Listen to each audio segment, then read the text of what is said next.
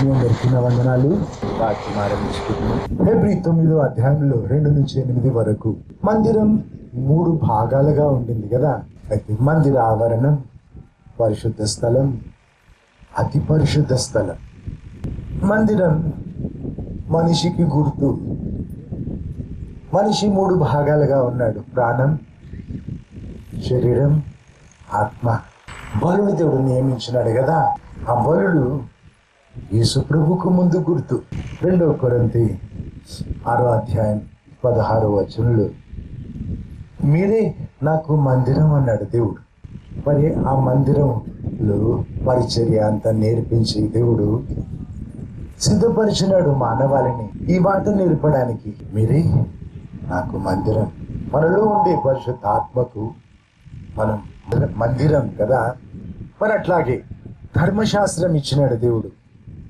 గలతీ 3:24లో ధర్మశాస్త్రం అట బాలశిక్షకుడు అట. దేవుని గురించి ఓనమాలు దిద్దిపించినాడు, అక్షరాలు దిద్దిపించినాడు, మూల పాఠాలు నేర్పించినాడు దేవుడు ధర్మశాస్త్రం వాడి. అయితే ధర్మశాస్త్రం సిద్ధపరిచి పవిత్రపరిచి మనల్ని తెచ్చి సిలువ చెంత నిలిపిందట. సిలువ చెంతకు తేడానికి ధర్మశాస్త్రం బాలశిక్షకుడట. దేవుడు అంటే అర్థమయ్యేటట్టు చేసినాడు కదా దేవుడు. సిలువలో తన పరిచయం పెంచినాడు దేవుడు. సిలువ పక్కకి నిలిచిన యోహాను సిలువ పక్కకి నిలిచి చూసినాక దేవుడు ప్రేమ అయ్యున్నాడు అని చెప్పినాడు కదా. అంతకు ముందు దేవునికి నిర్వచనం లేదు. తేనె అంటే తీయగా అని చెప్తావు, తీయగా అంటే చక్కెర అంటావు. అట్లా చెప్పడానికి దేవునికి నిర్వచనం లేదు. మానవాళికి దేవుని పరిచయం దొరికింది సిలువలో. దేవుడు అంటే ప్రేమ అయ్యున్నాడని, ప్రాణమే ఇచ్చినాడు కదా. ప్రేమిస్తాడు దేవుడని. నిర్గమకాండం 12వ అధ్యాయంలో 21 నుంచి 24 వరకు. మరి పస్కా పండగ ఇజ్రాయేలీయులు ఐగుప్తులో నుంచి దాసత్వం నుంచి వెళ్ళేప్పుడు దేవుడు నియమించిన పండగ. ఏం చేయాలి? ఒక కుటుంబానికి ఒక గొర్రె మేక తీసుకుని వధించాలి. ఆ గృహ యజమానుడు ఆ బాధ్యత తీసుకోవాలి. ఆ రక్తం ఒక బేసిన్లో పట్టాలి. పట్టి హిసోపు అనే చెట్టు, పిచ్చి మొక్క అట, ఎవరు లెక్క చేయరు, మెత్తగా ఉంటుందట. అది భూమి అనుకుంటే ఇంతెత్తు వరకు పెరుగుతుందట. ఆ హిసోపు రక్తంలో ముంచి ద్వారబంధాలకు పోయాలి, రుద్దాలి రక్తం. అప్పుడు ఆ ఇంట్లో మరణం జరగదు. లేకుంటే ఐగుప్తు దేశం అంతా ఏం జరిగింది? జ్యేష్ఠుడు చచ్చిపోయినాడు. మనుషుల్లో పశువుల్లో కూడా రక్తం రుద్దితే ద్వారబంధాలకు దేవుడు దాటిపోతాడు. ఆ ఇంట్లో మరణం జరగదు. ఈ పని గృహ యజమానునికి అప్పచెప్పినాడు దేవుడు. ఈ పని సరిగా జరిగిస్తే ఇజ్రాయెల్ జాతి చరిత్ర బాగుంటుంది. లేకుంటే ఆ జాతి చరిత్ర చెడిపోతుంది. దాసత్వం నుంచి విడుదల ఉండేది కాదు. ఐగుప్తీలలాగా వారి ఇండ్లలో మరణం ఉండేది. వారి చరిత్రనే మలుపు తిరిగేది. చరిత్ర వేరుండేది. నమ్మే దేవుడు మగవాడికి అప్పచెప్పినాడు, గృహ యజమానునికి. జ్ఞాపకం చేస్తున్నాను, క్రీస్తు అనే మన పస్కా వధించబడ్డాడు, నిజం. అయితే మరి గృహ యజమానుడు సరిగా దేవుని మొక్కి తన కుటుంబాన్ని దేవుని మార్గాలలో నడిపిస్తే, మాదిరి చూపి, ఆ కుటుంబం చాలా దీవించబడుతుంది. అట్లా లేకుంటే అంత తారుమారవుతుంది, నష్టమే అవుతుంది. నమ్మి దేవుడు ఈ గృహ యాజకత్వం మగవాడికి అప్పగించినాడు. 1 కొరింథీ 5:7లో రాసుంటది, క్రీస్తు మన పస్కా. ప్రభువైన యేసు క్రీస్తు సిలువలో ఏం జరిగించినాడు? పస్కా పండగ క్రీస్తుకు ముందు గుర్తు. అయితే ఈ పస్కా ఛాయ అయితే వాస్తవం క్రీస్తును చూపింది, క్రీస్తు వైపు చూపింది పస్కా పండగ. మరి ఏం జరిగించినాడు ప్రభు? ఎవరు ఆయన? దేవుడే నరరూపు దాల్చినాడు. కొలసి 1వ అధ్యాయంలో ఉంటది, దైవత్వము యొక్క సర్వ సంపూర్ణత క్రీస్తులు. ఏం తక్కువ కాకుండా దేవుడు తానే. ఆదియందు వాక్యము, వాక్యం దేవుడై ఉండేనని రాస్తుంది కదా యోహాను సువార్తలో 1వ అధ్యాయంలో. దేవుడే నరరూపు దాల్చినడు. మరి పరలోకంలో యెషయా 6వ అధ్యాయంలో రాసుంటుంది. యెషయా ప్రవక్త పరలోక దర్శనం చూసినప్పుడు ఏం చూసినాడు? దేవదూతలట 2 రెక్కలతో కాలుగా పెట్టుకుని, 2 రెక్కలతో ముఖంగా పెట్టుకుని దేవదేవుణ్ణి చూడలేక ఆయన పరిశుద్ధుడు పరిశుద్ధుడు పరిశుద్ధుడు అంటున్నారు కదా. ఇన్ని వేల సంవత్సరాలు అయిపోయిన తర్వాత నువ్వు ఇప్పుడు వెళ్ళి చూడు, ఆ దేవదూతలు ఇంకా ఆయన పరిశుద్ధుడు పరిశుద్ధుడు పరిశుద్ధుడు అని అంటా ఉంటారు. ఎందుకు?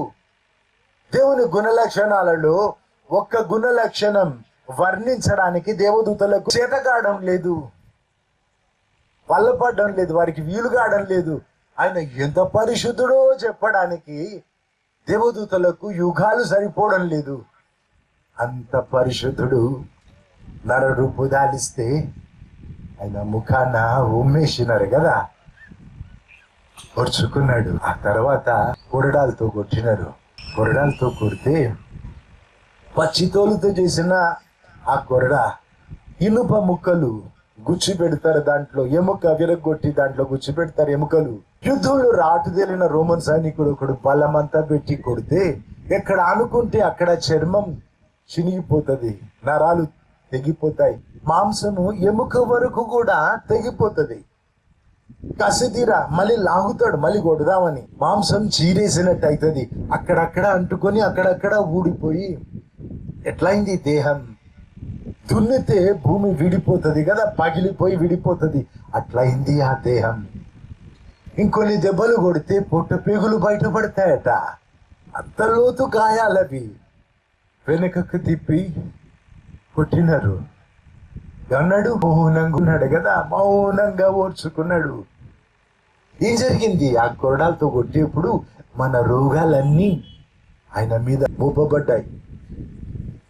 మరి సైనికులు ముండ్లు అల్లి తల మీద కూర్చున్నారు. తీగకు మొలుస్తాయి ఆ ముండ్లు, తీగ అల్లొచ్చు, అల్లితే ఆ ముండ్లు అన్ని దిక్కులా పొడుచుకున్నాయి. తల మీద పెట్టి లావు కర్రతో కొడితే పైన గుచ్చుకుంటే పక్క నుంచి వచ్చినాయి. రూపు మారిపోయినాడు ఆయన. ఏంటి అర్థం? సృష్టిలో మనిషిని తలమానికలా కిరీటంలా చేసినాడు దేవుడు. సృష్టిని ఏలమన్నాడు. మనిషి ఏం చేసినాడు? పాపాన్ని కిరీటంలా పెట్టుకున్నాడు. నువ్వు చూడు, తాగుబోతాడు, తాగినందుకు సిగ్గుపడాడు, రోజుకి ఎన్ని సీసాలు తాగుతాన్ని గొప్ప చూపుతాడు కదా.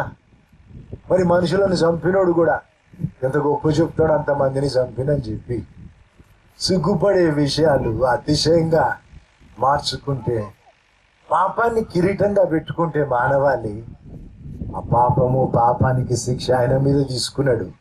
మరి తల పొడవబడ్డప్పుడు రక్తం ఒలికింది తల నుంచి.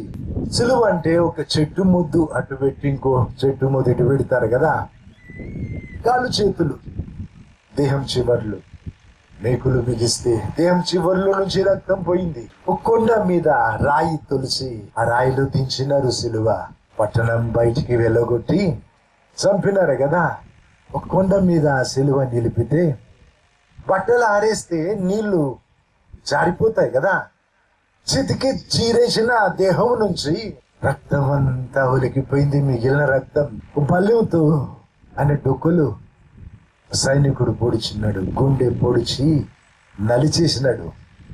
మనిషి గుండె ఓ పిడికిలు అంతా ఉంటది, ఓ పిడికిలి బట్టే అంత రంధ్రమైంది డొక్కలు. గుండెల్లో ఉన్న ఆఖరి రక్తం చుక్క నేలను పడింది. ఎందుకు? యేసు ప్రభు రక్తం ఇట్లాగ ఉలకించినాడు, ఏం మిగలకుండా ఆఖరి రక్తం చుక్క కూడా ఇచ్చేసినాడు. ఎందుకు అని అంటే, దాసుడు ఉన్నాడు అనుకోండి, ఎందుకు దాసత్వంలో ఉన్నారు వారు 3 తరాలు. తాత తీసుకున్నాడు అప్పు, తండ్రి తీసుకున్నాడు, పిల్లోడు తీసుకున్నాడు, వడ్డీ పెరిగింది, వారు ఏం కట్టలేదు, అప్పు మిగిలిపోయింది, అందుకే వారు దాసులైనారు. ఇక వారు డబ్బు కట్టి విడుదల పొందే అవకాశం ఉండదు. ఓ వ్యక్తి వచ్చి నేను కడతాను ఆ డబ్బు అన్నప్పుడు ఎంతైందో చెబుతారు కదా, లెక్కేసి వడ్డీ వేసి తెచ్చుకున్న సంచిలో నుంచి డబ్బు ఇచ్చినాక ఇంకా కావాలి, ప్యాంట్ జోబులో నుంచి ఇచ్చినాడు, ఇంకా మిగిలింది షర్ట్ జోబులో నుంచి తీసి ఇచ్చినాడు, ఇంకొంచెం ఇవ్వాలి, దాచుకున్న జోబులో నుంచి కూడా తీసి ఇస్తే అప్పు తీరింది. అప్పుడు ఏం చేస్తారు? విడుదల పత్రం రిసీట్ ఇస్తారు కదా, ఎవరి దగ్గర ఉంటుంది రిసీట్? డబ్బు కట్టిన వాడి దగ్గర ఉంటుంది. ఈ దాసుడు స్వాతంత్రం పొందాలంటే డబ్బు కట్టిన వాడి దగ్గరికే పోవాలి ఎప్పుడైనా. ఆ విడుదల పత్రం తన దగ్గర ఉంటది. అట్లాగా ప్రభువైన యేసుక్రీస్తు ఆయన రక్తం దేహం నుంచి ఇచ్చినాడు, తల నుంచి ఇచ్చినాడు, కాళ్ళ చేతుల నుంచి ఇచ్చినాడు, గుండెలో నాక రక్తం చుక్క ఇచ్చినాడు. ఎందుకు అంటే మన పాప రుణం తీర్చినాడు. సృజించుకున్నాడు మనిషిని దేవుడు. నిజం ఊపిరి నూదినాడు, మనిషి ప్రాణాత్మ అయినాడు, మనిషి సైతానుకు దాసుడైనాడు. దేవుని పైన తిరగబడ్డందుకు సైతానుకు దాసుడైనాడు. ఇప్పుడు ఏం చేసినాడు యేసు ప్రభు? ఆయన రక్తం ఇచ్చి విడిపించినాడు. నీ వస్తువే, నీ బంగారమే కుదువు పెట్టినావు, మార్టిగేజ్ చేసినావు, చాలా ఎక్కువ వడ్డీ పెరిగిపోయింది. ఆ బ్యాంక్ లో వాళ్ళు ఆప్షన్ చేస్తారు. ఇంకా ఇప్పుడు ఏం చేస్తావు? నువ్వు తీసుకున్న దానికంటే ఎక్కువ డబ్బు చెల్లించి నీ బంగారం మళ్ళీ తెచ్చుకుంటావు. దాంట్లో పుస్తు ఉంది, నీ పెళ్లికి వేసుకున్న గాజులు ఉన్నాయి, నీకెంత ప్రియం కదా, వదులుకోవు, తెచ్చుకుంటావు. నీ వస్తువే కానీ నువ్వు మళ్ళీ కొనుక్కున్నావు చూడు, మార్కెట్ రేట్ కంటే ఎక్కువ పెట్టి, బంగారం ధర కంటే ఎక్కువ చెల్లించి, నీ సొంతం కదా, ప్రేమగా విడిపించుకున్నావు. అట్లాగే ప్రభువైన యేసుక్రీస్తు ఆయన రక్తం ఇచ్చి మనల్ని విడిపించినాడు. సైతాను బంధకాల నుంచి, సైతాను దాసత్వము నుంచి క్షమించే అర్హత యేసు ప్రభు దగ్గరే ఉంది. అందుకే లోకమంతటా వెతుకు, ఏ మతంలో పాప క్షమాపణ లేదు. యేసు ప్రభుకి అర్హత ఉంది, క్షమించే అర్హత. అయితే మరి గుంటూరు జిల్లా అయ్య బాబాయ్ మీకు రాసిస్తానంటే అని సత్యం గారికి నేను చెప్పినాను అనుకోండి, నేను రాసిస్తే చెల్లుద్దా? చెల్లదు, నా బాబు సొమ్ము కాదు కదా, నేను ఎట్లా రాసిస్తాను? అట్లాగే దేవుళ్ళని పేరు పెట్టుకున్న వాళ్ళు ఇంకెవరైనా మేము క్షమిస్తామని అంటే కూడా చెల్లదు, ఎవరు అనలేదు కూడా. ఇక మీదట అంటే కూడా చెల్లదు, అర్హత లేదు వారికి. యేసు ప్రభు సృష్టికర్త, ఆయన ప్రేమగా తన రూపులో సృజించుకున్నాడు, తన ఊపిరిని వదినాడు, ఆయన రక్తం ఇచ్చి కొనుక్కున్నాడు. ఆయనకే అర్హత ఉంది క్షమించడానికి. చేసుకున్న పాపం వింటుంటే ఎట్లుంటది? పెద్ద మూట ఉంటది. సాకలోడు లెక్క రాస్తేనే ఒక షర్ట్, ఒక ప్యాంట్ వాడు ఒక్కటి వదిలిపెట్టకుండా లెక్క రాపిస్తాడు కదా, ఉప్పు అవుతుంది, అంత లిస్ట్ అవుతుంది. నీ తప్పులన్నీ దేవుడు చిన్నప్పటి నుంచి లెక్క పెడితే చాలా పెద్ద కుప్ప అవుతుంది కదా. పరిపూర్ణుడు దేవుడు, న్యాయం పరిపూర్ణం కదా. నీ పాపం ముఠ నేను అంటుకునే ఉంటది. మరి నువ్వు వదిలించుకోపోతే ఏ క్షణమో చచ్చిపోతా. మీ గుండెకు లేదు గ్యారంటీ, ఏ క్షణమో కదా. మరి చేసుకున్న పాపం మూట నీ వెంటుంటే నరకమే కదా. ఈ మధ్య దేవుడు తీసుకెళ్లి చూపించినాడు ఒక ఆమెకి, ఏంజలికా అనే వ్యక్తికి నరకం చూపించి మళ్ళీ పంపించినాడు ఆమె 23 గంటలు. అప్పుడు ఆమె చచ్చిపోయింది. దేవుడు ముందు చెప్పినాడు కాబట్టి ఆమె పాతేయలేదు, మళ్ళీ పంపినాడు దేవుడు. మళ్ళీ బ్రతికి ఆమె చెప్పింది, ఆ వీడియో నేను చూసినాను. ఎంత భయంకరం నరకం. కాలుతూనే ఉంటారు, ఎప్పటికి కాలుతూనే ఉంటారు. దేవుడు అంటే తెలిసినాక ఇష్టం వచ్చినట్టు బ్రతికితే 1,00,000 రెట్లు శిక్ష పెరుగుతుందట. ఈమెను చేయబట్టుకొని యేసు ప్రభు తీసుకెళ్ళిన నరకం చూపిస్తుంటే నరకంలో వారు గుర్తుపట్టినారట యేసు ప్రభుని, ఏడుస్తున్నారట, ప్రభా ఒక్క అవకాశం ఇవ్వు, నేను ఇప్పుడు మంచి బ్రతుకుతా అంటున్నారట. ప్రభు ఏడుస్తున్నాడట. కళ్ళ నీరు జారి గడ్డం మీదుగా వస్త్రాల మీదుగా కింద పడుతున్నాయట. అయ్యో నా కుమారుడా, అయ్యో నా కుమార్తె అని ఎక్కి ఏడుస్తున్నాడట. ఎంచుకోడు చూడు, ఏడిచి అంటున్నాడట, నీ చాలా అవకాశాలు ఇచ్చిన, ఇప్పుడు అయిపోయినాయి నీ అవకాశాలు, సమయం అయిపోయిందని ఏడుస్తున్నాడట. అంత ఏడిచిన దేవుడు వారిని బయటికి తీయడు కదా. అందుకే అవకాశాలు ఉన్నప్పుడే వాడుకుందాం, దేవునితో సమాధాన పడదాం, క్షమాపణ అడుగుదాం, ఈ పాపం మూట వదిలించుకుందాం. మరి పాపం మూట అంటే నేను మంచి బ్రతికిన నేనేం పాపం చేయలేను అంటవేమో. పాప నరుడికి పాప సంతానమే పుట్టేది. చిన్నప్పుడు చిన్న తప్పులు చేసినారు, పెద్దగా అవుతుంటే పెద్ద తప్పులు చేస్తారు, అది మూట తయారవుతుంది, వెంటుంటది. ప్రభా నన్ను క్షమించమంటే వెంటనే క్షమిస్తాడు ఆయన. మరి ఎట్లాగా అడిగేది? యేసు ప్రభు నువ్వు ఒక్కడవే దేవుడవని నమ్ముతున్నా, నాకు దేవుడవని నమ్ముతున్నా, నువ్వు సిలువలో చనిపోయి తిరిగి లేచినవు అని నమ్ముతున్నా, నా పాపం నీ దగ్గర ఒప్పుకుంటున్నా, నన్ను క్షమించు, నా ఆత్మలో ఉండి అంటే సరిపోతుంది. వెంటనే పాపం క్షమిస్తాడు, ఆ మూట తీసేస్తాడు. అది గుణం చెడ్డది కదా, మనిషిని వదిలిపెడితే ఇంకా 4 మూటలు తయారు చేసుకుంటాడు. గుణం చెడ్డది కదా. మరి వాటిని ఎండ్రకాయలు అంటారు, సముద్రంలో వాటిని పీతలు అంటారు కదా. అది ఎట్లా నడుస్తుంది? పక్క అటన పోతుంది, ఇటన పోతుంది కదా. తాడు కట్టి గుంజినా ముందుకు నడవదు, దాన్ని పుట్టుక అట్లాగా. మనిషి గుణం చెడ్డది కాబట్టి ఇంకా 4 మూటలు తయారు చేసుకుంటాడు వదిలిపెడితే. అయితే నీళ్ళలో దిగి ప్రమాణం దేవునితో, బాప్తిస్మం అంటారు, ఒకసారి నీళ్ళలో ముంచదీస్తారు. అప్పుడు ఏంటి అర్థం? యేసు ప్రభు ఆయన రక్తం ఒలికించినాడు భూమి మీద అని చెప్పినా కదా. ఆయన రక్తంతో భూమి మీద సంతకం పెట్టినాడు. ఏమని? నీ పాపం క్షమించేది నాకు ఇష్టమని. నీ పాపం క్షమించేది నాకు ఇష్టం, నేను వచ్చి నీ ఆత్మలో ఉండేది నాకు ఇష్టం, నీవు వచ్చి నాతో ఎప్పటికి ఉండేది నాకు ఇష్టం అని భూమి మీద సంతకం పెట్టినాడు. నీళ్ళలో దిగి దేవునితో ప్రమాణం చేసినప్పుడు ఆయన సంతకం పక్కకు నీ సంతకం, ఇద్దరు సంతకం పెడితే అగ్రిమెంట్ చెల్లుతుంది కదా, దేవునితో నిబంధన. ఇంకేంటి బాప్తిస్మం అంటే? మన గుణం, పాప గుణం తీసి యేసు ప్రభు ఆయన గుణం ఇస్తాడు, ఆయనలా బ్రతకొచ్చు, ఆయన శక్తి ఇస్తాడు. నాకు చిన్నప్పుడు 6 ఏళ్ల వయసు నుంచి నాకు 57 సంవత్సరాలు దగ్గర వస్తున్నాయి. ఒక్కసారి కూడా నేను దేవునికి దూరం పోలేదు, మచ్చ లేకుండా బ్రతకడానికి దేవుడు సాయం చేసినాడు. ఈ క్షణం వరకు ఏ రీతిగా అపవిత్ర పడలేదు. నా బైబిల్ గుండె కానించుకొని చెబుతున్నాను, దేవుని మాటలు కదా, దేవుని సాక్షిగా అన్నమాట. అబద్ధం చెప్తే ఇక్కడే చేస్తాడు. నాకు సాయం చేసినాడు దేవుడు. నా శక్తి సరిపోదు, నా గుణం మార్చి ఆయన గుణం ఇచ్చినాడు, ఆయన శక్తి ఇచ్చినాడు, ఆయన ముద్రేసుకున్నాడు నా చెందిన వాడని. మరి ఆయన కాపాడుకుంటా ఉన్నాడు. నేను హైదరాబాద్లో పుట్టి పెరిగినాను, అక్కడే స్కూల్, కాలేజ్, ఉద్యోగం అక్కడే. ఇక దేవుని సేవలో వచ్చే ముందు గవర్నమెంట్ ఉద్యోగాలు కూడా 2 చేసినాను. ఒకటి రిజైన్ చేసి ఇంకో జాబ్లో పోయినాను అట్లాగా. అయితే డిపార్ట్మెంట్ ఆఫ్ అటామిక్ ఎనర్జీలో జాబ్ దొరికినప్పుడు ఆ ఇంటర్వ్యూలో ఏమడిగినారు? నార్త్ ఈస్ట్కి వెళ్తావా? ఆసాం, మణిపూర్, మిజోరాం, అక్కడే ఖాళీ ఉంది, వెళ్తావా అంటే సంతోషంగా అని చెప్పినారు.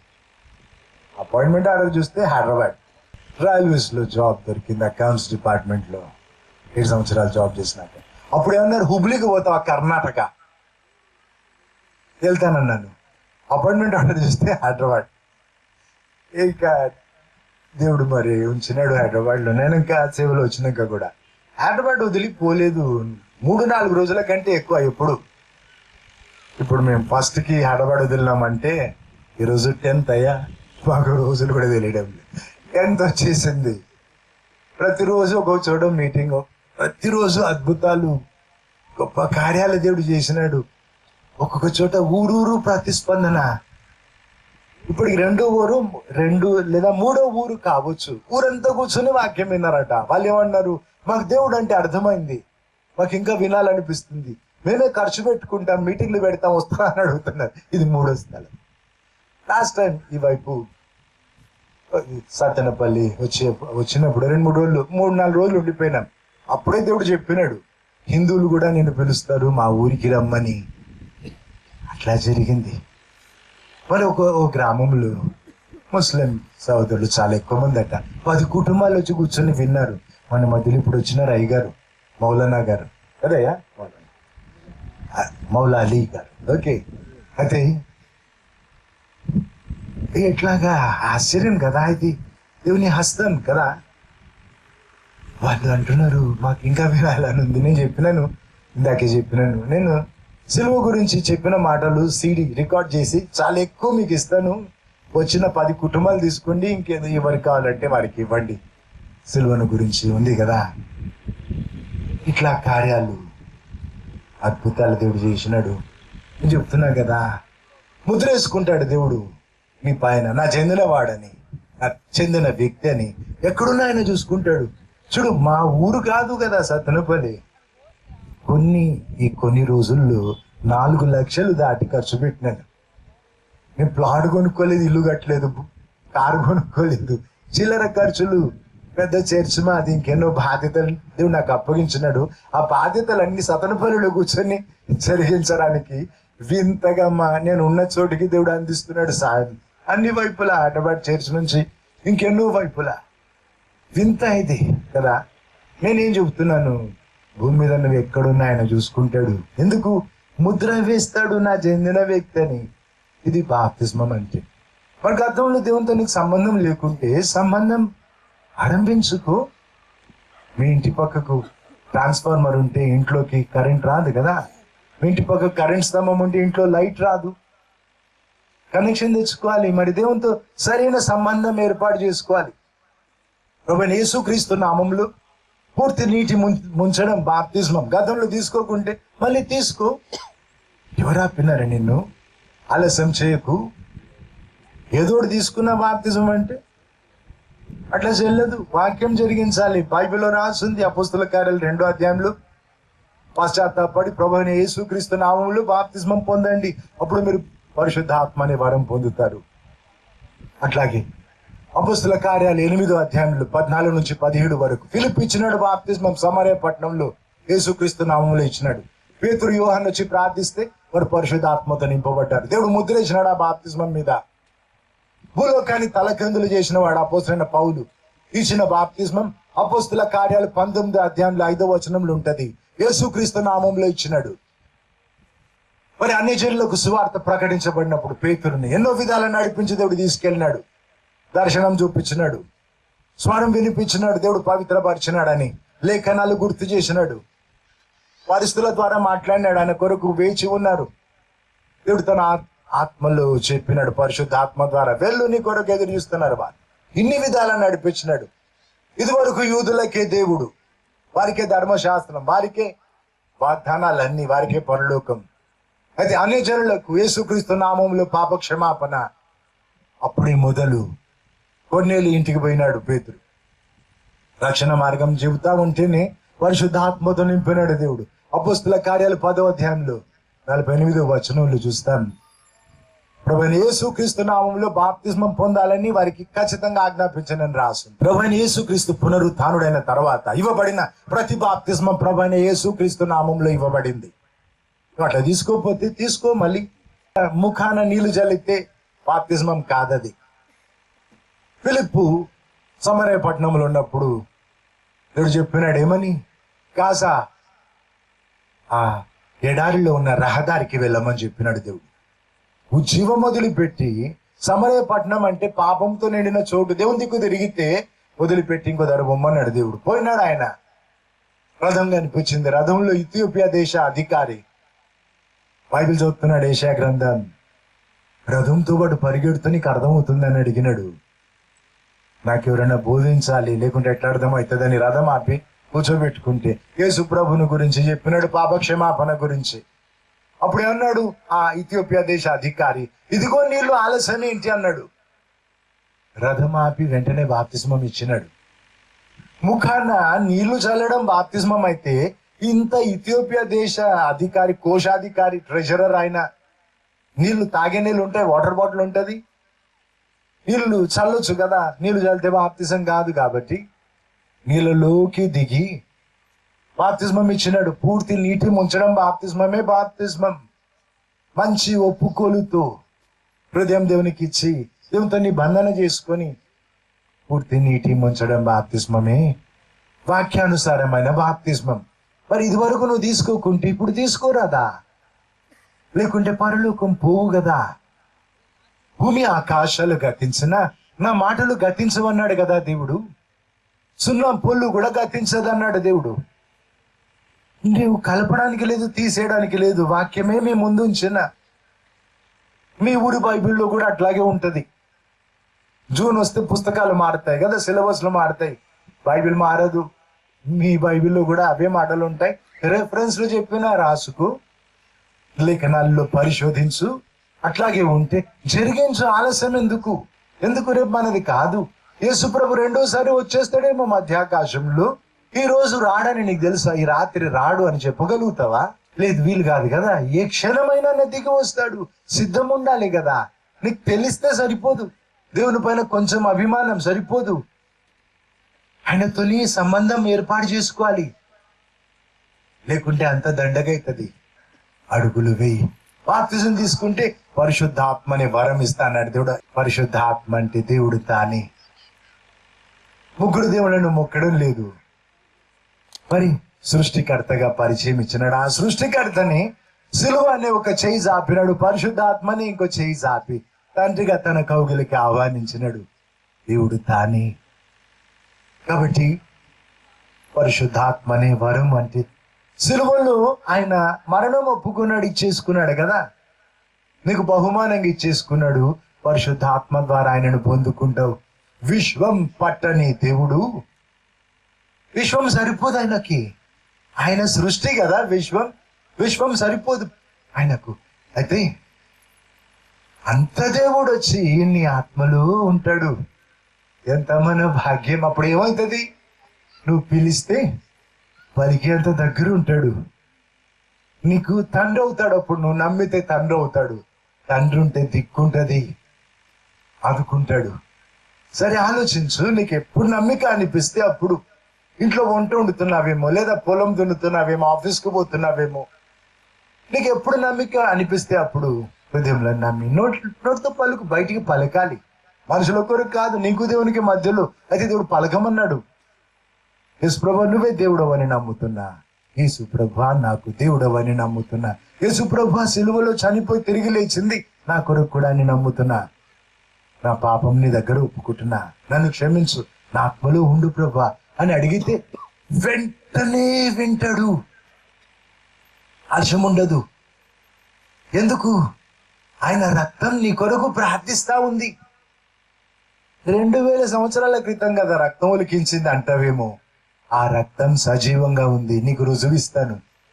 యేసుప్రభును సిలువేసినప్పుడు, ఆ కొండ మీద సిలువ నిలిపినప్పుడు భూమి కంపించింది. చీకటి కమ్మింది, భూమి కంపించింది. ఆ భూకంపం వచ్చినప్పుడు కొండ బద్దలైంది. 20 ఫీట్లంతా పగిలిపోయింది కొండ. ఆ కొండ కింద గుహలో నిబంధన మందసం దాచబడింది. ఇజ్రాయేలీయులు కట్టుకున్న మందిరములు. ముందు సొలొమోను కట్టినాడు, తర్వాత ఇజ్రాయేలీయులు కట్టుకున్నారు, వెనక హేరోదు కట్టినాడు. పాడైతా ఉంటే మందసం ముఖ్యమైన భాగం కదా.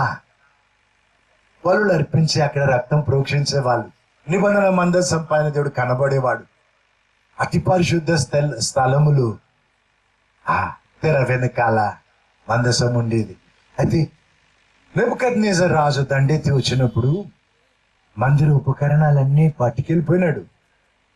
ఆ దేశమంతా పాడు చేసినాడు. దాసదాసులుగా పట్టుకెళ్ళిపోయినాడు ఇజ్రాయేలులని.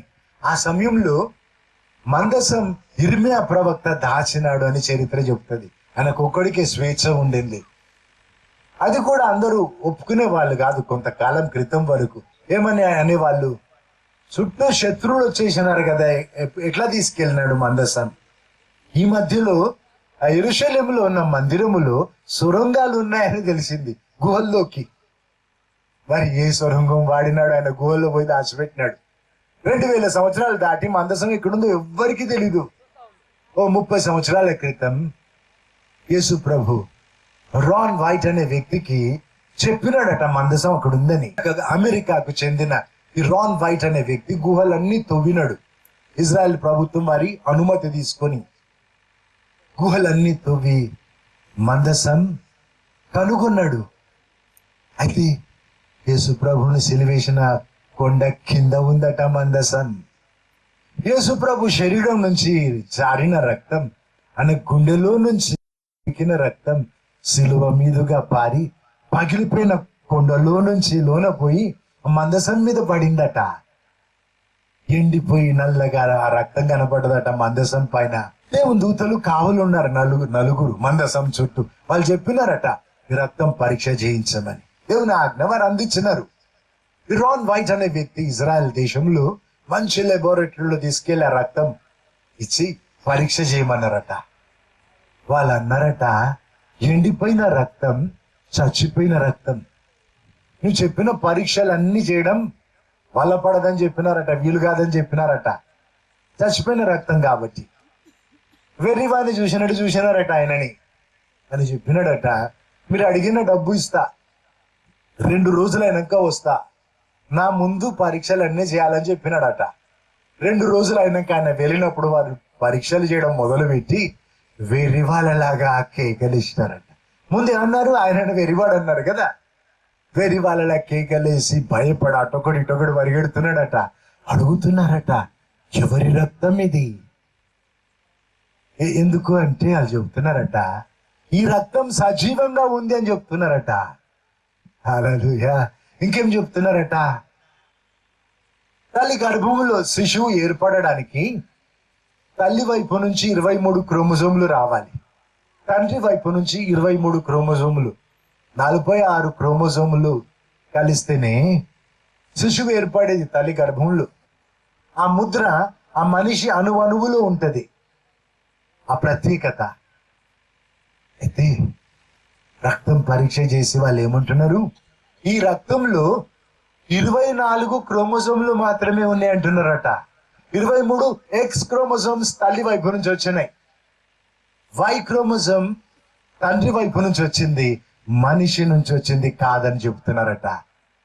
ప్రభువైన యేసుక్రీస్తు పరిశుద్ధాత్మ ద్వారా కన్యకకు జన్మించినాడు, పవిత్రంగా జన్మించినాడని ఆ రక్తంలో రుజువు ఉంది. ఆ రుజువు దేవుడు దాచిపెట్టి మన వరకు తెచ్చినాడు. చూడు, ఆయన రక్తం సజీవంగా ఉంది. మనిషి రక్తంలో మనిషి జీవం ఉంటది. హేబెలు రక్తం న్యాయం కోరింది, పగ తీర్చుకోవాలని ఆశపడింది. మరి యేసు ప్రభు రక్తం నీ పాపం క్షమించబడాలని ప్రార్థిస్తా ఉంటది. అందుకే నువ్వు అడగగానే వెంటనే క్షమిస్తాడు, ఇక ఆలస్యం ఉండదు. ఆలస్యం జరిగితే నీ వైపే. బాప్తిజం తీసుకున్నాక పరిశుద్ధాత్మతో నింపబడతావు. మరి ఉపవాసం చేస్తే మంచిది. యేసు ప్రభు 40 రోజులు ఉపవాసం చేసి నేర్పించినాడు. సైతాన్ని గెలవడానికి, శోధనలు పరీక్షలు గెలవడానికి, పాతాళంలో ఒక బలం గెలవడానికి ఉపవాసం అవసరం అని మనకు నేర్పినాడు. హెబ్రీ 2లో రాసి ఉంటది, మనకు మాదిరి చూపడానికి అన్ని విధాల మన వంటి వాడైనాడని. మరి మనకు మాదిరి కదా ఉపవాసం నేర్పినాడు ఆయన. మరి ఇంకేంటి అంటే విధేయత చూపమన్నాడు. అంతే. ఎందుకు భయపడతావు? విధేయత చూపమన్నాడు. నీ తండ్రి అవుతాడు, నీకు ప్రాణం ఇచ్చిన దేవుడు ఏం దాచుకుంటాడు, అన్ని ఇస్తాడు. నీకు ప్రాణం ఇచ్చిన దేవుడు నీకు నష్టం చేయడు కదా, నమ్మొచ్చు ఆయనని. సరే, చిన్నపిల్లడు తండ్రి చేయి పట్టుకుని నడిస్తే ఆపి, నాయన నీకు దారి తెలుసా అని అడిగాడు. నాయన నువ్వు ఇంటికి తీసుకెళ్తావా, గుంటలేస్తావా, నిజంగా చెప్పు అంటాడు. ఎవడన్నా నాయన ఉంటే నిశ్చింత, నాయన చేయి పట్టుకుంటే ఇంకేం నిశ్చింతగా ఆడుతూ పాడుతూ వెళ్తాడు కదా వాడు వెంట. నాయన అంటే వెళ్తాడు. ఆ మాట చెబుతున్నా. అంతకంటే యేసుప్రభుని నుంచి ఏం కోరలేదు. ఏదో కొత్త దేవుడు అని భయపడకు, నా చేతనైతుందా అని భయపడకు. నీ పలుకుతాడు దేవుడు, పిలిస్తే పలికేంత దగ్గర ఉంటాడు. నాకు కనిపించు ప్రభా, మాట్లాడమని అడుగు. ఆనంద్ గారు కావలిలో జాబ్ చేస్తున్నారు, ఫారెస్ట్ డిపార్ట్మెంట్ లో పెద్ద ఆఫీస్. నన్ను చాలా ప్రేమిస్తాడు, కానీ దేవుని సరే మొక్కలేదు. నాతో మాట్లాడుతున్నాడు, అన్న మా కావలికి రా, అక్కడ మంచి చేసుకుంటాం అని చెప్తున్నాడు. అందరిని తీసుకురా అని ఆపి చెప్పిన, నేను చావు దగ్గర వచ్చిందట, దేవుడు ఆత్మలో చెప్తున్నాడు. ఇప్పుడన్నా దేవుని మంచిగా మొక్కరాదా అని నేర్పుకున్నా, ప్రయత్నం చేస్తా అన్నాడు. నేను అట్లా చెప్పిన ఆనంద్కి, ఒక నోట్బుక్ పెట్టు, రోజుకి 2.5 గంటలు దేవునితో గడిపే ఏకాంతం 10 సంవత్సరాల పిల్లలకు నేర్పుతాను. మనం బైబిల్ ఎంత చదువుతున్నావు, పాటలు ఎంత పాడుకుంటున్నావు, ప్రార్థన ఎంత చేస్తున్నావో రాసిపెట్టు. 3 నెలలు అయినాక నేను చూస్తా, నాకు నచ్చితే నీ జాతకం. ఆ నోట్బుక్ లో చూసింది దేవునితో గడిపే ఏకాంతం, నచ్చితే నేను మీ ఊరికి వస్తా, అందరినీ తెస్తా అని చెప్పిన. వెళ్ళి మొదలు పెట్టినాడు. 3 నెలలు అయినాక ఆ నోట్బుక్ నేను చూడలేదు, ఇప్పటివరకు చూడలేదు. 3 నెలలు అయినాక అగ్ని రథంలో అగ్ని స్వరూపిగా దేవుడు దిగి వచ్చి కనబడ్డాడు ఆయనకి. 3 గంటల సేపు మాట్లాడినాడు దేవుడు. చిన్నప్పటి నుంచి ఆయన చేసిన తప్పులు చూపించి ఒప్పించినాడట దేవుడు. నీవెంత, నీ లెక్కెంత, ఇంత విషయంలో నువ్వు ధూళితో సమానం అని చెప్పినాడట. మూర్ఖుడా చేస్తావు, అందుకే దిగి వచ్చిన నీకు చెప్పడానికి అన్నాడట. చేస్తావు, మారు, ఇప్పటికైనా జీవితం మార్చుకో అని చెప్పినాడట. దేవుడు తన గొప్పతనం చెప్పినాడట. అన్ని లైట్ ఇయర్స్ దూరం ఉండే నక్షత్రాన్ని కదుపుతా, నేను గెలాక్సీస్ ని నా కంటి చూపుతో కదుపుతా అని చెప్పినాడట. ఏమంటున్నాడు దేవుడు? నాతో పెట్టుకోకన్నాడు కదా. నీ వంతు చేసి అడగరాదా దేవుణ్ణి? సరిగా బాప్తిస్మం, సరిగా నీ హృదయంలో నమ్మి నోటితో వాళ్ళకి బాప్తిస్మం తీసుకొని ఉపవాసం చేయి. నీ తెలిసింది చెయ్యి, పరిశుద్ధ ఆత్మతో నింపమని అడుగు. దేవునితో ఏకాంతం సరిగా గడుపు, ఆ సమయం పెంచు. అప్పుడు అడుగు, ఏమని? నాకు కనిపించు ప్రభా, నాతో మాట్లాడు. చూడు, నేను మొక్కే దేవుడు నాకు తెలుసు. నీవు మొక్కే దేవుడు నీకు తెలియాలి కదా, లేకుంటే సిగ్గుచేటు. నీ మొక్కే దేవుడు నీకు తెలియకపోతే నీకు దిక్కు లేకుండా పోయింది, వస్తే పరలోకం పోవు కదా. ఎట్లా మరి? అందుకే రోషం తెచ్చుకో. ఇదివరకు లేదేమో, రోషం తెచ్చుకొని నేను నీ కొరకు బ్రతుకుతా ప్రభు అని చెప్పి ఈరోజు నేను నీకు నేర్పిస్తా దేవునితో నిబంధన చేసుకోవడం. ఏమని? నేను నీ కొరకు బ్రతుకుతా, నువ్వు చెప్పినట్టు బ్రతుకుతా ప్రభు అని పలికిపిస్తా. బలవంతం లేదు, నీకు ఇష్టమైతే పలుకు. యేసు ప్రభు రక్తం గురించి కొన్ని విషయాలే చెబుతాను. ప్రకటన గ్రంథంలో 12:11 తామిచ్చిన సాక్ష్యాన్ని బట్టి కూడా అపవాదిని జయించి, గొర్రెపిల్ల రక్తాన్ని బట్టి తామిచ్చిన సాక్ష్యాన్ని బట్టి అపవాదిని జయించిరి. ఇది ఎట్లుంది? యేసు ప్రభు రక్తం. అది ఒక్క చుక్కలో ఎంత శక్తి అంటే సైతాన్ని ఓడించేంత శక్తి, పడిపోయిన దేవదూతలందరినీ ఓడించేంత శక్తి, పాతాళ లోక బలమంతరిని చిత్తుగా ఓడించేంత శక్తి ఒక్క చుక్క రక్తంలో ఉంది, యేసు ప్రభు రక్తంలో. ఎందుకు? దేవుని జీవముంది. అయితే ఆ రక్తం నీ జీవితంలో మేలుగా మారాలంటే నీతో పనున్నది. గన్ పౌడర్ ఉంటది, మంట తగిలితే హాయ్ బాబోయ్ అంత పెద్ద పేలిపోతుందండి. మరి అంత పెద్ద పేలుడు చూడాలంటే ఏం కావాలి? దానికి మంట కావాలి. మంట దూరం కూర్చొని ఉంటే ఏం కాదు, మంట తాకితే అప్పుడు బలం తెలుస్తుంది కదా. మరి యేసు ప్రభు రక్తం నీ జీవితంలో ఆశీర్వాదంగా మారాలంటే నీతో పనున్నది. నీవు ఆయనను నమ్మితే ఎట్లుంటది? ఆయన రక్తం పస్కా పండుగ చేసినప్పుడు ద్వారబంధాల మీద రాసినారు చూడు, అట్లుంటది. మరణం దాటిపోయింది కదా, ఆ కుటుంబానికి మేలైంది. అట్లాగా నువ్వు ఆయనను నమ్మితే అత్యంతించిన రక్తం నిన్ను ఆశీర్వదిస్తుంది, నీకు జయమిస్తుంది. ఆ రక్తం గొర్రెపిల్ల రక్తాన్ని బట్టి, తామిచ్చిన సాక్ష్యాన్ని బట్టి అపవాదిని జయించిరని రాసింది. మరి ప్రభు రక్తాన్ని బట్టి నువ్వు చోటిస్తే నీలో జరిగే 7 మేలుల గురించి చెబుతాను. రక్తం బేసిన్లో ఉంటే పనికిరాదు కదా. పశువులు వధించి బేసిన్లో పడితే బేసిన్లోనే ఉంచితే సరిపోదు, అది ద్వారబంధాలకు రుద్దాలి. అట్లా చెబుతున్నా. యేసు ప్రభు అంటే కొంచెం అభిమానం ఉంటే నీకు సరిపోదు. సిలువ గురించి నీకు అర్థమైతే సరిపోదు, ఇంకేది సరిపోదు.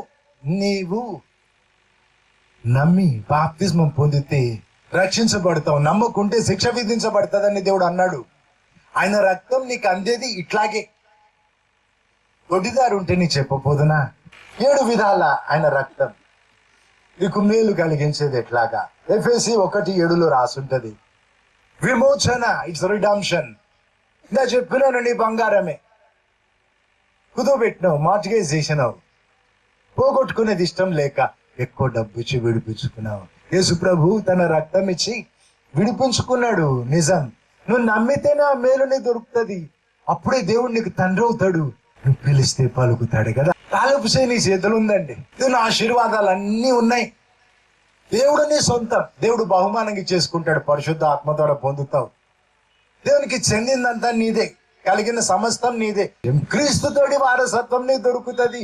యేసుక్రీస్తుని నమ్మితే ఆయన కుటుంబంలోకి దత్తత చేసుకుంటాడు దేవుడు నిన్ను. అన్ని హక్కులు ఇచ్చి, మరి దేవుడు చూడు తండ్రి అని పిలిచే భాగ్యం ఇచ్చినాడు, అధికారం ఇచ్చినాడు. నమ్మగాన్ని ఖర్చు కష్టమైన పెట్టుకున్నాడు సిలువలో. అయ్య బాబు మీకు తేరగా వచ్చుద్దండి, నీ ఖర్చు లేదు, కష్టం లేదు, నువ్వు నమ్మితే చాలు కదా, తండ్రి అవుతాడు. ఆయన కలిగిన సమస్తం నీ సొంతం. చెప్పినా కదా, భూమి మీద ఎక్కడున్నా ఆయన చూసుకుంటాడు. 1 పేతురు 1:18-19. ఈ చోట కూడా అంతే. పెట్టి తన రక్తం ఇచ్చి కొనుక్కున్నాడు ఆయన మనల్ని. వెండి బంగారాలతో కాదు, తన రక్తం ఇచ్చి కొనుక్కున్నాడు. 107వ కీర్తన 2వ వచనం. విమోచించిన వాళ్ళ గురించిన ప్రస్తావన ఆ చోట. మరి 2వ ఆశీర్వాదం, ఆయన రక్తాన్ని బట్టి నిన్ను పవిత్రపరుస్తాడు. 1 యోహాను 1:7. వెలుగులో నడిస్తే ప్రభువైన యేసుక్రీస్తు రక్తం ప్రతి పాపము నుంచి మనల్ని పవిత్రులుగా చేస్తుంది. ఇష్టం వచ్చినట్టు బ్రతికి దేవుడు క్షమిస్తాడు కదా, దేవుడు కరుణామయుడు కదా. ఆడుకోకు దేవునితో, వెరివాడు కాదు దేవుడు, వెక్కిరింపబడడు. తెలియక చేసిన తప్పులకి సిలువలో తీసుకున్నాడు శిక్ష, తెలిసి చేసిన తప్పులకి శిక్ష నీకే పెడతాడు. ఏ దారి అడ్డమైన దారి నువ్వు పోయినా నీ వెంట వస్తాడు. ఎందుకు వెంట పడుతున్నాడు? భిక్షకుడు కాడు. కన్న ప్రేమ బలవంతానికి తెంచుకోలేక నీ వెంట పడుతున్నాడు. ఉద్ధరిస్తావని కాదు, నిన్ను వదులుకోలేక, ఎడబాటుకి ఓర్చుకోలేడు. నువ్వు దూరం అయితే ఏడుస్తాడు యుగ యుగాలు. అదేదో నువ్వు ఒక్కడవే ఒకదానవే ఉన్నట్టు ఆయన ప్రేమంతా నీకు అందిస్తాడు. కాబట్టి నీ వెంటబడి వస్తాడు వెళ్ళిన ప్రతి దారి. క్షమించు ప్రభు అని వెనుతిరిగితే వెంటనే క్షమాపణ దొరుకుతుంది, వెంటనే ఆయన కౌగిలి దొరుకుతుంది. నిజం. 3వది, నువ్వు చేసిన తప్పులకు శిక్ష కూడా దొరుకుతుంది. నేను నరకంలో వేసేది దేవునికి ఇష్టం లేదు కాబట్టి నరకం నీ దగ్గరికి తెస్తాడండి. అయ్య బాబాయ్, పోర్టబుల్ నరకం అండి. నీవెక్కడ పోతే నీ వెంట వచ్చుద్ది నీ చుట్టూ నరకం. ఎందుకు? శిక్ష భూమి మీద పెట్టేస్తాడు దేవుడు చేసుకున్న తప్పులకి. ఇక నువ్వు బలి లేదని రాసుంది తెలిసి చేసిన తప్పులకి. శిక్ష నీకే, మరి అనుభవించు. నువ్వు పెంచిన దేవుని సేవకుడు నా పైన తిరగబడి నమ్మక ద్రోహం చేసి రకరకాలుగా చిచ్చులు పెడితే ఇప్పటికి రగులుతున్నాయి ఆ చిచ్చులు. తను సిద్ధపడ్డాడు, ఓ సమయానికి సచ్చి చెడి దేవుని సేవకుడు అయినాడు. పోయి సేవ ఆరంభిస్తే అందరు తనలాగా చేసినారట. మధ్యరాత్రి ఏడ్చుకుంటూ వచ్చినాడు, చెప్తున్నాడు బ్రతకలేకపోతున్నా, తాలుకోలేకపోతున్నా. నేను గుర్తు చేసిన, చూడు అంత నువ్వు చేసినట్టు చేస్తున్నారు కదా నీ విత్తనాల పంట. పెద్దగా ఏడ్చినాడు. మరి ఇప్పుడు ఏం చేయాలి, చచ్చిపోవాలా అని అడిగినాడు. చెప్పిన, నువ్వు చేసిన పనులకి నేను సావలేదు కదా, ప్రభు పాదాలు బట్టి బ్రతికినా కదా, నువ్వు బ్రతుకు. ఈ పంట కోసినాక మంచి విత్తనాలు ఇప్పటి నుంచి కొంతకాలానికి పంట వచ్చుద్ది అని చెప్పినా, నువ్వు ఈ విత్తనం వేస్తే ఆ పంట మంచి విత్తనాలే, ఇప్పుడు కొంతకాలానికి పంట చూస్తావు. తిరిగి వెళ్ళిపోయినాడు. ఎక్కువ ఉపవాసాలుండి ప్రార్థించినాడు. ఏమన్నాడు? ఒప్పుకున్నా ప్రభా, నేను నమ్మక ద్రోహం చేసిన, ఒక్కొక్క తప్పు ఒప్పుకున్నాడు. మేలుకు ప్రతిగా నేను కీడు చేసిన, నేను హింసించిన దేవుని సేవకుని పనిగట్టుకొని వాడికి వేడుక అయింది నాతో ఆడుకోవడం. సాడిస్ లాగా హింసించినాడు. వాడికి ఒరిగేది ఏం లేదు, అయినా పాడు చేసినాడు, నష్టం చేసినాడు సేవను. మనుషులను నా పైన రెచ్చగొట్టినాడు, విషం వేసినాడు, పగ తెచ్చినాడు వారిలో. అయితే అన్నీ ఒప్పుకున్నాడట. ఒప్పుకొని, నువ్వు క్షమిస్తావు కదా ప్రభా, నన్ను క్షమించు అని అడిగినాక ఏమన్నాడట? ఈ బ్రతుకంత పంచకు, ఈ శిక్ష బ్రతుకంత రానివ్వకు, తాలుకోలేను, బ్రతకలేను. నువ్వు ఎంత పెడతావు అంత శిక్ష ఇప్పుడే పెట్టు, ఒక్కసారి పెట్టు అన్నాడట. ఇంకెక్కడు మారుమూల గ్రామానికి స్కూటర్ మీద వెళ్తుంటే దేవుని సేవలో దారిలో పెద్ద వెలుగు నిల్చొని కనపడ్డదట. భయపడి స్కూటర్ పక్క కాపితే ఆ వెలుగులో యేసుప్రభు కనపడ్డాడు. నా నోట దేవుడు ఉంచిన మాటలే దేవుడు మళ్ళీ పలికినాడు, నిన్ను క్షమించినా నీ శిక్ష రద్దు చేసినని చెప్పినాడట. చేతబట్టి వాడుకుంటా ముందు పిలిచినాడు కదా దేవుని సేవ పిలుపుకి, వీడు చెప్పినాడట అంతకంటే ఘనంగా వాడుకుంటా. ఓదార్చినాడు కదా పశ్చాత్తాపం చూసి. నువ్వు తెలిసి చెడిపోతే కూడా ఆశ ఉంది దేవుణ్ణి బట్టి. దేవుడు తెంచుకోలేదు, నన్ను విడిచిపెట్టలేదు. నువ్వు అడిగితే క్షమిస్తాడు. నీ పశ్చాత్తాపం చూసి కొన్నిసార్లు శిక్ష లేకుండా చేస్తాడు, లేదా శిక్ష తక్కువ చేస్తాడు. అహాబు రాజు వంటి వాడు లేడట. వాడి ముందు అని తర్వాత దుష్టుడు, అంత పాపాత్ముడు లేడు. దేశమంతటిని దేవునికి దూరం నెట్టినడు, అన్య దేవతలకు మొక్కినడు. అటువంటి వాడు శిక్ష పెడతా అని దేవుడు చెప్తే నీవు ఉండవు, విత్తనానికి నీ వంశం ఉండదని దేవుడు చెప్తే వాడు ఉపవాసం చేసినాడట, గూనె పట్ట కట్టుకున్నాడట. స్టైలు మారింది, రూటు మారింది కదా, స్టెప్పులన్నీ మంచిగా పడుతున్నాయి. అప్పుడు ఒక్కరోజు ఉపవాసం. ఇప్పుడు దేవుడు ఏమంటున్నాడు? యోబు గురించి ఏమన్నాడు చూసావా? నా సేవకుడైన యోబు అన్నాడు కదా, మురిసిపోయి. దేవుడు చూడు, ఇంత సృష్టిలో చూసావా నా సేవకుడు యోబు అని మురిసిపోయి చెప్పుకున్నాడు కదా. నీవు ఆలోచించు, అహాబు ఒకరోజు ఉపవాసం ఉంటే అంటున్నాడు దేవుడు ఏలియా ప్రవక్తతో అంటున్నాడు. పాపం ఏలియా ప్రవక్త ఏమనుకున్నాడు? పరలోకం పోయినప్పుడు నేను అడుగుతానని ఏమంటున్నాడు ఏలియా ప్రవక్తతో? చూసావా నా సేవకుడు అహాబు ఎంత తగ్గించుకున్నాడు, మా బంగారు కొండ అంటున్నాడు కదా. అంత చెడిపోయి కులిపోయిన బ్రతుకు కదా, దుష్టుడు కదా, వాడంతా దుర్మార్గుడు, దుష్టుడు. ఇంకొకళ్ళు లేడట ఇజ్రాయెల్ దేశపు రాజుల చరిత్రలో, ఇంకొకళ్ళు లేడట, పుట్టలేదట వాడి ముందు గాని తర్వాత గాని. క్షమాపణ అడిగితే, పశ్చాత్తాపడితే దేవుడు ఏమన్నాడు? తన కాలంలో శిక్ష పెట్టను అన్నాడు. తన కుమారుని కాలంలో దేవుడు ఏం చేసినాడు? తక్కువ చేసినాడు శిక్ష కదా, రద్దు చేసినాడు. తన శిక్ష చూడడం చెప్పినాడు కదా. నువ్వు పిలిస్తే పలకడా దేవుడు? ఉపవాసం ఉండి ప్రార్థించు, తెలిసి దేవునికి దూరం ఉండి క్షమాపణ అడుగు, అప్పటి నుంచి నీ కూడా బ్రతుకుతా ప్రభు అని చెప్పు. మంచి మొదలు, నీ జీవితానికి మంచి మలుపు. దేవుడు నీకు తోడు. అపోస్తలుడైన పౌలు శ్రమలో ఉన్నాడు, వ్యాధి ఉంది, సైతాను దూత పక్కకుంటే ఆలుకోలేక ప్రభు ఆదుకు అంటే అన్నాడు. బలహీనత యందు నా శక్తి నీ యందు పరిపూర్ణమవుతుంది అన్నాడు కదా. ఇంకేమన్నాడు? నా కృప నీకు తోడు. తర్వాత అపోస్తలుడైన పౌలు తన సేవ గురించి చెప్తే అంటాడు, అందరికంటే ఎక్కువ ప్రయాసపడ్డ లోకమంతా ప్రకటించను అని చెప్పినాక, ప్రయాసపడింది నేను కాదు దేవుని కృపని అన్నాడు కదా. దేవుని కృప ఎట్లా కష్టపడుతుంది? దేవుడు నా కృప నీ చాలంటే నేను నీకు తోడు అన్నాడు కదా. అపోస్తల కార్యాలు 13వ అధ్యాయంలో సంఘమంతా ఉపవాసం ఉండి ప్రార్థించినారు. అప్పుడు దేవుడు ప్రవచన రీత్యా మాట్లాడి అన్నాడు, పౌలు బర్నబాను నేను ప్రత్యేకించుకున్న పని కొరకు వదిలిపెట్టమన్నాడు. ఉపవాసం ఉండి ప్రార్థిస్తే విన్నారు దేవుడి నుంచి. మళ్ళీ ఉపవాసం ఉండి ప్రార్థించినారు.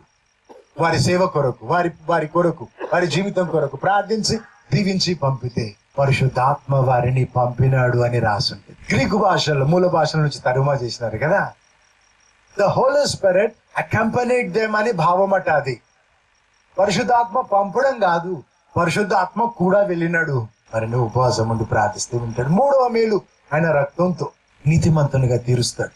రోమా 5:9 చదువుతాను. నీతిమంతులుగా తీర్చినాడు. నీ పాపం తీసుకున్నాడు, పాపానికి శిక్ష తీసుకున్నాడు కదా, ఆయన నీతితో నిన్ను కప్పుతాడు. అప్పుడు ఎట్లుంటది? నువ్వు తప్పే చేయనట్టు అవుతుంది. జస్టిఫికేషన్ అంటే just as if you are not sinned. పిల్లలు పలక మీద పిచ్చిగీతాలు అన్నికిస్తే శుభ్రం చేసి ఇచ్చిన రీతిగా అన్నమాట.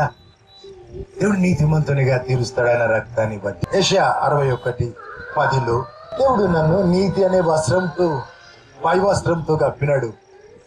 రోబ్స్, రక్షణ అనే వస్త్రము, నీతి అనే పై వస్త్రము. రాజు వస్త్రాలు దొడుకున్నాక పై వస్త్రం రాజ వైభవం చూపడానికి, తన వైభవం చూపడానికి నీతి అనే పై వస్త్రంతో కప్పినాడు దేవుడు. నిన్ను దేవుడు తన కొరకు ప్రత్యేకించుకుంటాడు. సాంక్టిఫికేషన్. హెబ్రీ 13:12 గవిని వెలుపట శ్రమ పడ్డాడు. నీవు ఆయనను కలవాలంటే గవిని వెలుపడికి వెళ్ళడానికి ఒప్పుకోవాలి, వెలివేత ఒప్పుకోవాలి. మా అమ్మ తండ్రి నరసింహారెడ్డి అనే పేరు దేవుని నమ్మితే ఆస్తివమన్నారు. 100 ఎకరాలు భూమి వదులుకొని వచ్చినాడు, దేవుని నమ్మినాడు. సెకండ్ బ్యాట్ వరకు నడిచి వచ్చి బాప్తిజం తీసుకున్నాడు. నా సేవ ఆరంభంలో మా తాతగారు నరసింహారెడ్డి గారి కజన్ బ్రదర్ వచ్చినాడు. వచ్చి ఏమంటున్నాడు, 85 ఏళ్ల వయసు ఆయనకి. వచ్చి మీ తాత దేవుని నమ్మినప్పుడు నేను కూడా అడ్డగించినానయ్యా, వెలిసినాం ఆయనని, వెలగొట్టినాం, ఏమి ఇవ్వకుండా కట్టుబట్టలతో వెళ్ళిపోయినాడు. అయితే దేవుడు మిమ్మల్ని చాలా దీవించినాడు. నేను నమ్ముకున్న యేసు ప్రభుని చెప్తున్నాడు. నేను చెప్తే మన బంధువులు నమ్మడం లేదు.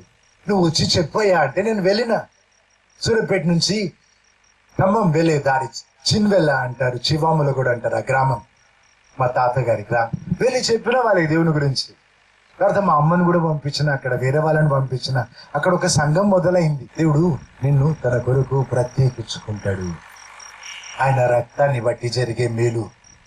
ఇప్పుడు మందిర ఉపకరణాలు ఆ తైలంతో అభిషేకిస్తే ప్రత్యేకం దేవుని కొరకు, సెట్ అపార్ట్ ఫర్ గాడ్.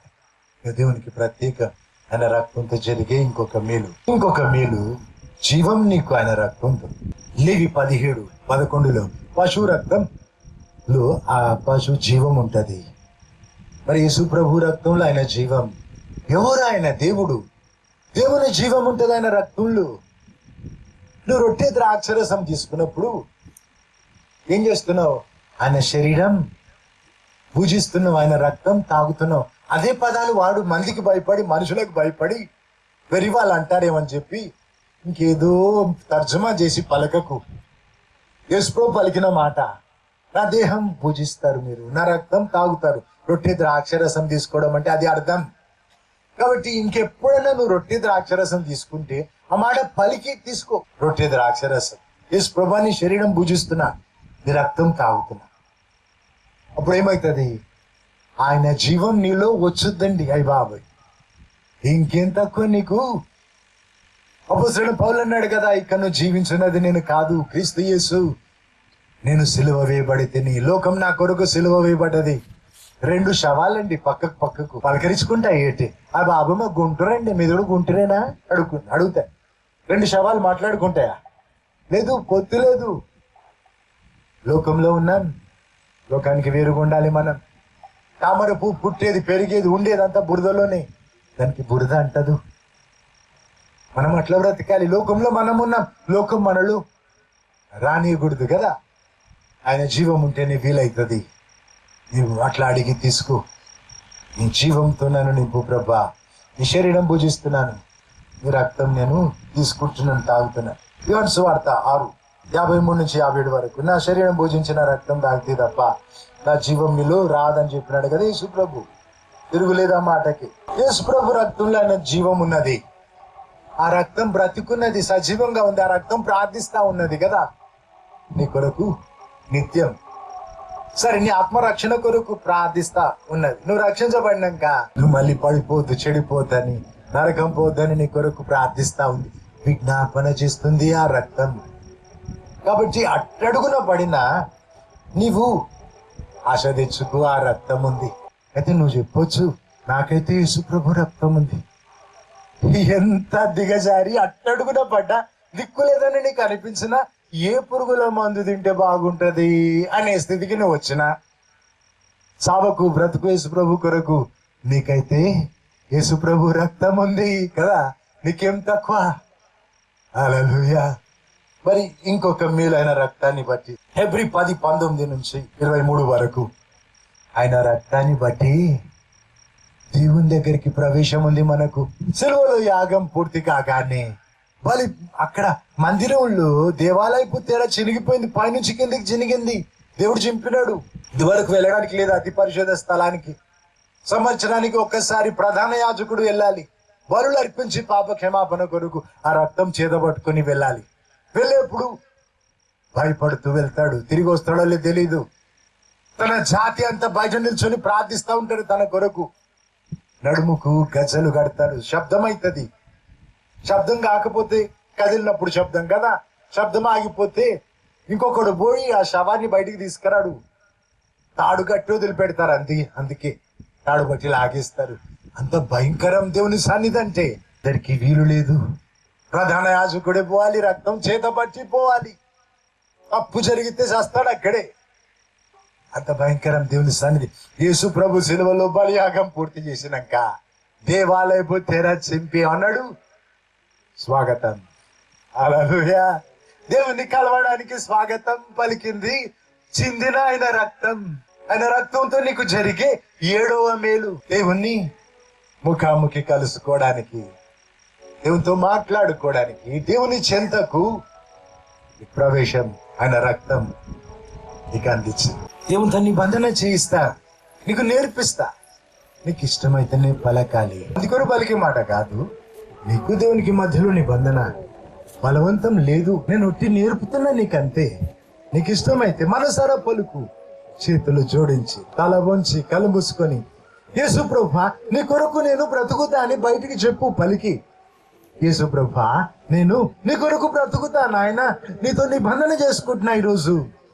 యేసు ప్రభువా నాకు తోచినట్టు బ్రతకను, నువ్వు చెప్పినట్టే బ్రతుకుతా. యేసు ప్రభువా ఎక్కడున్నా ఎప్పుడైనా నీకు తగ్గట్టు బ్రతుకుతా ప్రభువా. నా జీవితంలో మొదటి స్థలము నీకు.